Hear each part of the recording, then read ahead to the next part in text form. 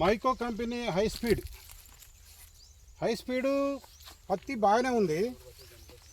పచ్చదనం బాగుంది. రసం పిలిచే పురుగును బాగానే తట్టుకుంటుంది.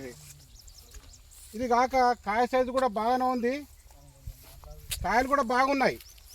తర్వాత ఇందులో పట ఈ పత్తి ఏరటానికి కూడా చాలా ఈజీగా ఉన్నది. పత్తి బరువు కూడా బాగున్నది. చాలా బరువు ఉన్నది పత్తి. దగ్గర 6 నుంచి 7 గ్రాముల వరకు ఉంటుంది ఒక్కొక్క బుగ్గ. మళ్ళీ ఇలా గింజ శాతం కూడా ఎక్కువ ఉన్నది. దగ్గర 36 నుంచి 38 గింజలు ఉన్నాయి ఇలా. కాబట్టి రైతుకు ఇది చాలా లాభం. మరియు కాయలు కూడా ఎక్కువ ఉన్నాయి. కాయ కింద ఎంత దొడ్డు ఉంటుందో పైన కూడా అంత దొడ్డు ఉన్నది. మరియు ఈ కాయలు కాసే కొమ్మలు కూడా ఎక్కువ వచ్చి కాయలు బాగా కాస్తుంది. తర్వాత వాతావరణం బాగాలేక ఇంత ఫ్లడ్స్ వచ్చినా కూడా తట్టుకొని ఇన్ని కాయలు కాసి ఇంత పచ్చగా ఉన్నదంటే రైతుకు చాలా లాభం. మరియు ఈ రైతు ఇదివరకే 17 క్వింటాలు ఏరిండంటే విచిత్రం. ఇది ఎక్కువ కాయలు కాస్తుంది. ఇది మళ్ళీ అన్ని కాలాలకు అనుకూలమైనది. ఇది ఏ భూమిలో కూడా పండే అవకాశం ఉన్నది. ఇది చౌకలైనా రాగలనైనా పండుతుంది. ఇది పత్తి కూడా మంచి తెల్లగా రేటు ఎక్కువ పడేటట్టు కూడా ఉన్నది.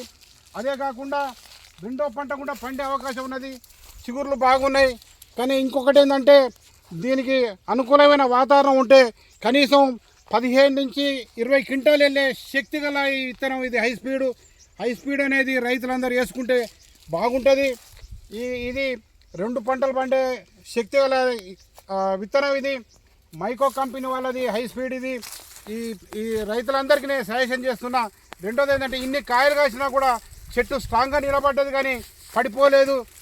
దీనికి ఆ శక్తి ఉన్నది. స్టెమ్ చాలా స్ట్రాంగ్ ఉన్నది ఇది.